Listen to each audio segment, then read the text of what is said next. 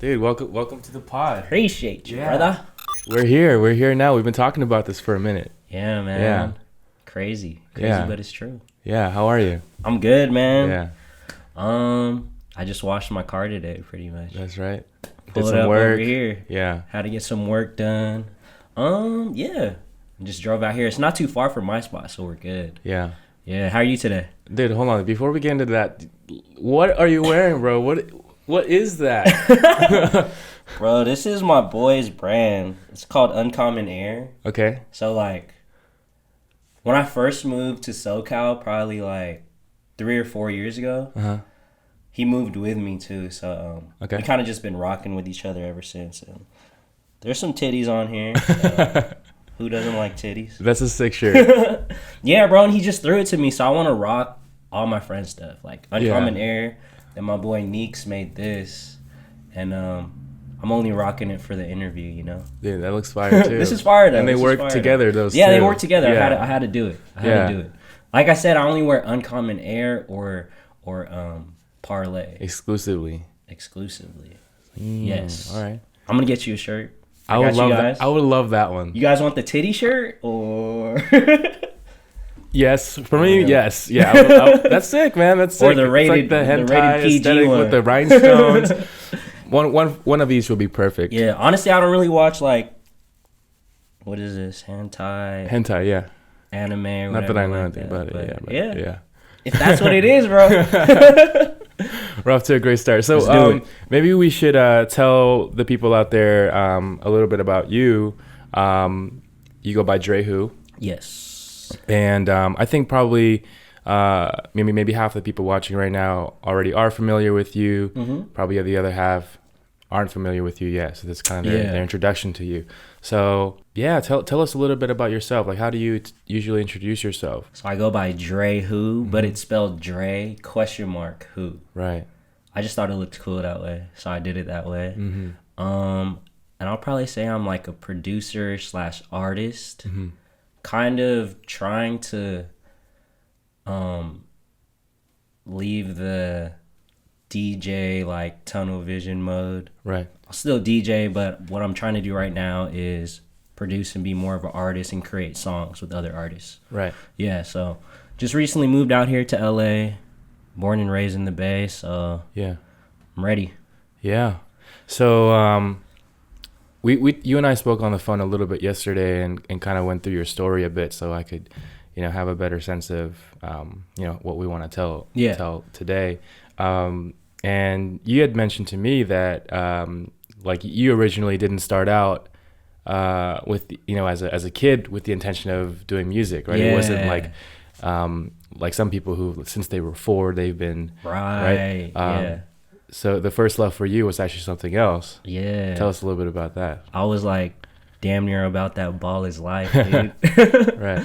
Like I was hooping since I would say like 2nd grade or maybe even younger, but 2nd grade probably from what I remember throughout high school. And then after I graduated high school, I just really wanted to figure out what I wanted to do. Mm-hmm. And music's always kind of been in my family. Like all my cousins sing, DJ, play instruments, and I was never doing any of that. I was just the only one, me and my brother, that were hooping our entire life. So it's kind of in the family music-wise, I would say, on my dad's side. Right.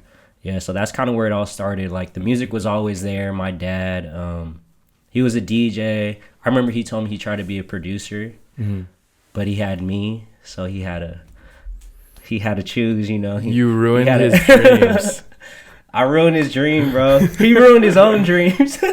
Hey, but it came full circle. It came full circle because here you are. You ended up being a producer and an artist yourself. So and that's what I always thought about too. Like when I used to just categorize myself as a DJ when I was only DJing,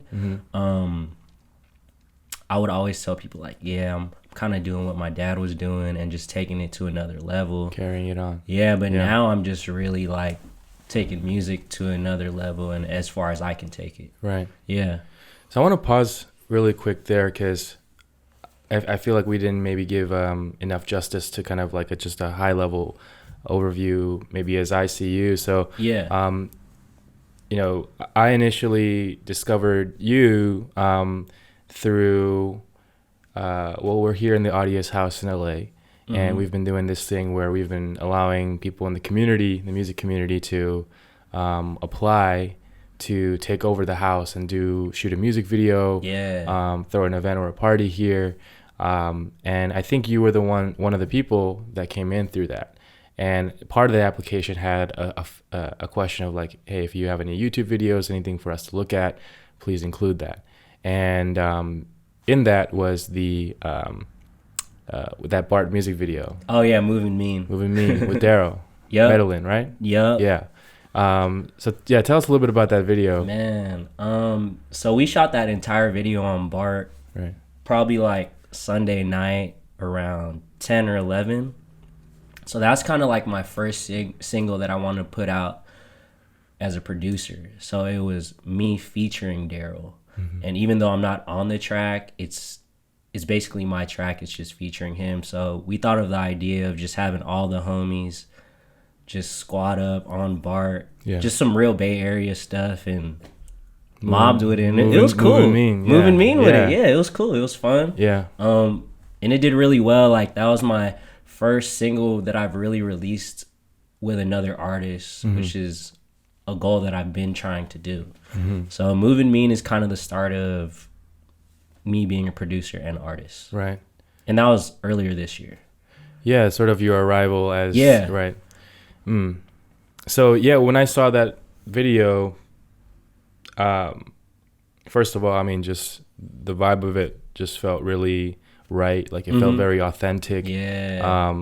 You know, shooting it on the Bart, like something about that just feels so, you know, quintessentially Bay Area and Oakland. Exactly. And so yeah, that was a big kind of part of how I, you know, was introduced to you through that video. Was like, okay, Bay Area. And so I think, you know, you and I were talking yesterday about how like a big part of the maybe your formula for your success has been just your vibe. And you know, I said, I know that sounds cliche, but like for real, when people see you and they listen to the music, you know, you get a little bit of that Bay Area, right, flavor to it too. Exactly. So tell us a little bit about kind of like your Bay Area community and, you know, that family, and that, you know, you mentioned one of them came down with you, but yeah, like take us a little bit through like the Bay Area roots and how they've been part of the music, and maybe shout out to people if you feel like you need to. Yeah, for sure. When I pretty much started this music stuff, like DJing and everything, I was always DJing in San Jose. And how I got put on at clubs, I was still 20, like doing clubs and stuff. So I was kind of hesitant on that, but it was just super fun. You just turn up and you get free drinks. And I was just doing it for the free drinks and like partying and like turning up. So after that, who I started off with was this group called A&B. They found me through a house party we were doing, and like it was funny because we did like a lap dance contest for a bottle, and it lasted almost like 2 hours. Because there was hella people trying to win that bottle, and it was like a small ass bottle of Ciroc. And then this is a house party? Yeah, this was a house party. So somebody from the house party was like, bro, you should start DJing with us. And I was like, all right, whatever. Like, they showed me how their parties were. Right. They took me to San Francisco. That was Joey. Joey took me to San Francisco, introduced me to his cousin, Kevin. Shout out all of them. And then the first party they took me to, I was still 20, going to a 21 and up. And like, it was a party with Carucci. And we're damn near like right next to Carucci and shit. So I was like, oh, this shit is cool. Yeah. So that's kind of where I started with the music wise, DJing. But now all this production and just meeting other artists and everything, it's mostly in the East Bay. So who I've been working with lately is everybody around my area. Like my area is like Hayward, Fremont, Union City, Newark. We got like a studio with three or four rooms. Each room got a like studio set up. Main engineer there is Adam Penna. That's my guy for real. Like me and him moved out here from the Bay. We really was just like, fuck it. We was on the way to a Warriors game, watch party. I was like, bro, one of my old high school classmates has a room in LA, and I don't know if I should take it for a month. He's like, fuck it, let's go. And we did it, and now we're out here. So he kind of inspired me with a lot of the things just because he engineered for like G-Eazy, YG, Kamaya. Yeah. And it just showed me that shit is possible no matter where you're from, bro. Right. And I just felt like making that jump from the Bay to out here was just something I had to do. Everybody in the Bay who I'm fucking with right now is probably just like another party fam. They throw hella parties out in the Bay, throw hella solid. No Chance Radio. I got some shit coming up with them. And just all these producers who are just raw as fuck, and I just feel like they gotta be known. Because anybody who I think is cool and is just raw at music or whatever, I'm gonna let you know, and I'm gonna try and put you on with that. Yeah, so shout out the Bay for real. Like, it's just inspirational, and it just made me who I am right now. Yeah. Yeah. Definitely. And I feel like it's a inseparable part of your identity, who you are. You'll always rep the Bay. You'll always have family and home there. Do you say hella? You know what? I don't even know when, but I've started to. Oh. It's just so useful. Yes. It's just so easy right, and bro? natural. Like, you just describe something and you just say hella. And you know what's funny is like no one's called me out on it. That's good. Out here or in the Bay? Either. You're good, bro. Because because I remember, I don't know, like sometimes my friends would go up to the Bay from LA and then they come back and they just start saying hello. Yeah. You know, and I'd be like, when did you start saying that? You know? And then sometimes they say it and it doesn't sound like natural either. You know? Yeah, like, yeah. You're like, oh, you don't know it how you're sounds funny. saying it. Yeah, but yeah, maybe it comes out really naturally for me, so it doesn't you're raise good, any man. alarms. But why do you ask? Just because you've been in the Bay. Oh yeah. I was just wondering. But I think now more people say hella. Like, I remember coming out to LA like 2 or 3 years ago and nobody was really saying hella like that. Yeah. And I would feel weird saying hella around people. You're right. It was a much bigger Bay Area, like, unique slang at a certain point. Not too long ago. Yeah. Like, even now, bro, for the Bay Area slang, like, people are saying food slaps. And that's so weird to us because slaps is like, you say slaps when a song slaps. Music, yeah. Yeah. And people have been... So we're just like, you're using it wrong, bro. Like, that doesn't make sense at all. That's crazy because it probably started pretty small. Like, it was just like a Bay thing. Like, yeah, not even small. Like, I was probably saying slaps in like 6th grade. For real? Everybody in the Bay was saying hella and slaps. I feel like I heard that word first on like Twitter or something, or like just like music Twitter, or like or somewhere, but and definitely through music. Yeah, people say bop right now. I don't even know how to use it, but that's from the Bay too. In the Bay, bop is like, it's like how you describe like a girl who's kind of like a hoe.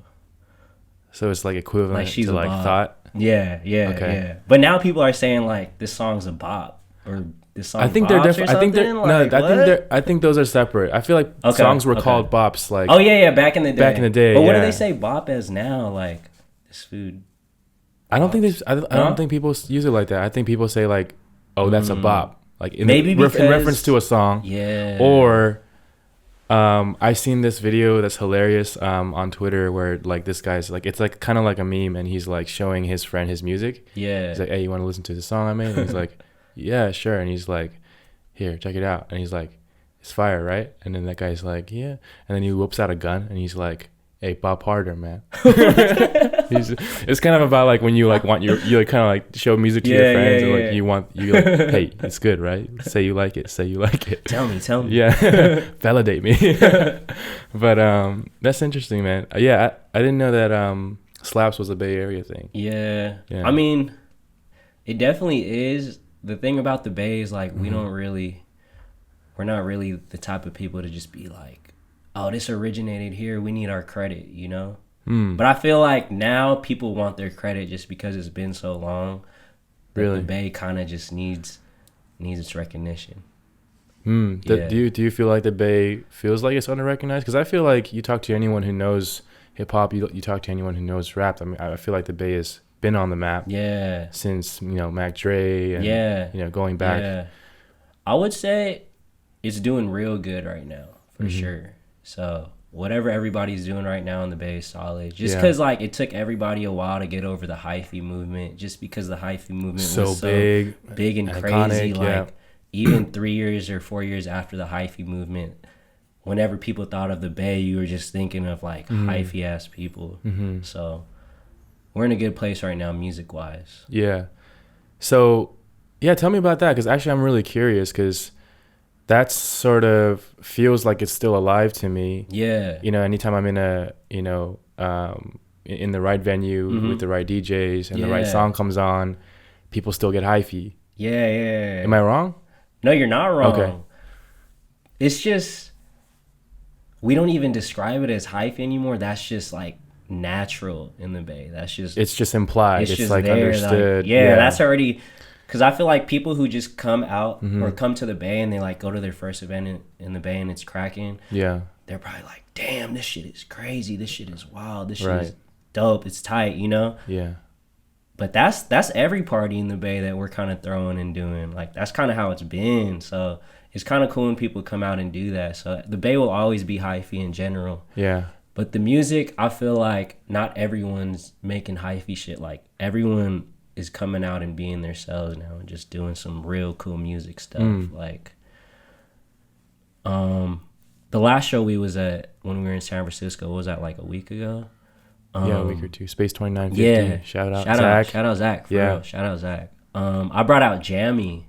And That's that fool right. is fire, bro. Like, I already know he's a star, bro, and he about to go crazy with it. And if you listen to his music, you wouldn't categorize him as a hyphy artist. Fair. He's really like an artist. Yeah, really I remember. musically Yeah. talented. So yeah, that there's a lot of talent like that that's just coming out of the Bay, you know.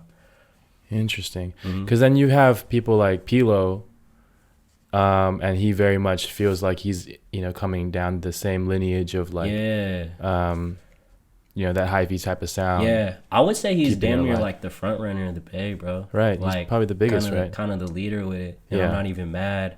And he's just inspirational because he's breaking doors down. Like, bro, damn near like in the Bay, everybody fucks with everybody. That's why it's crazy that a Filipino is kind of like one at the top at the Bay, like moving things. And like Filipinos get along with blacks get along with Mexicans, white people be with black people, whatever. Like, everyone's kind of cool with it. So it's cool just seeing like a Filipino dude moving shit and Yeah. everybody rocking with it. Yeah. Yeah, he's doing it the right way. All Black's going crazy with it too. So All Black used to go to my school. Really? Yeah, I don't even think he was making music like that. I didn't really know him, but like he's always been in my school. I don't know if he graduated from the same high school as me, but he was probably like there till 9th or 10th grade. But everybody's killing it, man. Yeah. Yeah, the music is real good. That makes me, want to bring it back to you too. Like, so I want to kind of give people kind of like basically your story as I know it, right? Which is basically, long story short, is you mentioned your father's a DJ. So you grew up with music in the household, probably tons of records, right? Tons on of vinyls. records. Yeah, on vinyl. That's where I started. Okay. And then he had sort of aspirations to go into producing original music, as a lot of DJs, end up doing. He had you. Unfortunately, you crushed his dreams. Yeah, I did. And then I'm just playing with you. And then high school. I'm gonna text him. I'm sorry. No, you just have to make him proud and Bro, what if I text him I'm sorry and he already knows what I'm talking about? Like, he's just been waiting for that his whole life. He's like, it's about damn time, son. Like, damn, bro. That's funny. Keep us posted. Maybe next time you come back on the podcast, you have that conversation. No, you're gonna. I think you'll do great as an artist, as a producer, and you'll just be the extension of his dream. I remember this one quote, which is something like, "My grandfather was a soldier, so that my father could be a farmer, so that I could be a artist." Hey, that really makes sense though, because I'm just happy I got the opportunity and the position to where I can just try and be something I want to be, or try other things, because like when my grandparents moved out here, they had to just get a job straight right away and just Right. work. Survive. Same thing with the parents. And then now I'm over here like new generation doing what I'm trying to do. Yeah. Instead of doing what they want me to do. Right. So, but still making them proud at the same time. Yeah, 100%. Yeah. So, high school, ball was life. Ball was like Point guard. What high school? Washington. Washington High School, Yeah. point guard. And you were pretty serious about that. Yeah, I was trying to like play at a community and then try and transfer somewhere and see what it do. But Yeah. I don't know, bro. Like my senior year, I just didn't really concentrate on basketball like that. I was just like, Well, you don't not even have to tell me. concentrating on basketball. It's not basketball. Yeah, I was Probably just trying to schoolwork, have right? fun, yeah. Yeah. Study yeah. hard. Yeah, definitely. Great grades. So, and then after sort of that, you told me that you found yourself kind of thinking about, what you wanted to do. Mm-hmm. You're now like reaching your 20s, kind of breaking in. And then you had transferred to UC Irvine. I think you told me you went to college. And I think during a semester or something, or you said you wanted to give basically you kind of had this idea of like going into music, not sure what it would look like. This was, obviously this is years ago, so things were very different at the time too. And then you told me that you decided to basically kind of like give yourself a year of just like, all right, I'm going to just pursue it for a year full on and see where it takes me. Yeah. Right? So basically like I was at Irvine my first year. This was like I transferred from community, so I was a junior. And I was like, bro, I'm not trying to major in what I'm majoring right now. So I pretty much just stayed in my apartment, didn't go to class, and just learned how to produce off Ableton for a year. I will go to class sometimes, like you got to go to class sometimes. And I gave myself a year, dude, and I was like, if I don't like it, I don't like it. But if I like it, I'm going to stick with it. And at least I tried. So that kind of just started everything. I ended up loving making music. And, man, I actually, like, didn't finish at UC Irvine, though. So, but it made me realize what I wanted to do. Totally, which is the music stuff. So after just learning how to produce, fast forward till now, it just made me want to try other things in music, try writing, producing, creating songs, rather than just creating a beat for an artist and sending it out. Right. Yeah. Yeah, so you had mentioned that, basically, so that was only, how many years ago was that? Was that semester that you basically made that decision? Maybe 3 or 4 years. 3 to 4 years ago, okay. I'll say 3. Okay. I'll say 3. Maybe a little, yeah. And so you decide to take that year. You go for it. Yep. That year never quite ended. Like you just kept going beyond that. Yeah. And I think you mentioned to me that you had started with DJing in Ableton, kind of learning just the ropes around those.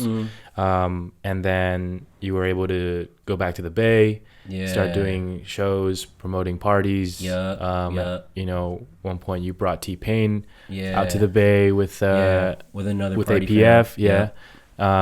And basically you were doing that, playing some clubs that maybe you didn't really want to play that kind of music.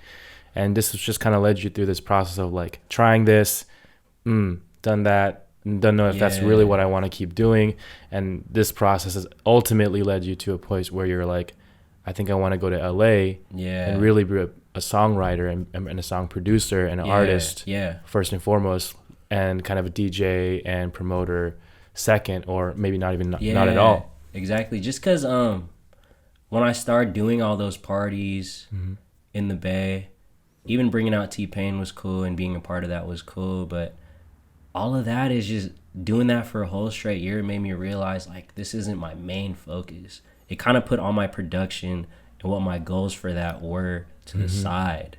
So that's kind of where I realized, you know what, nightlife is cool, but promoting a party, trying to create a party, and then also trying to DJ the party at the same time, and then producing music at the same time, it was just exhausting to me. So instead of DJing and creating events first, I want to make that like second or third. I want to make the music first. So that's kind of what I had to do.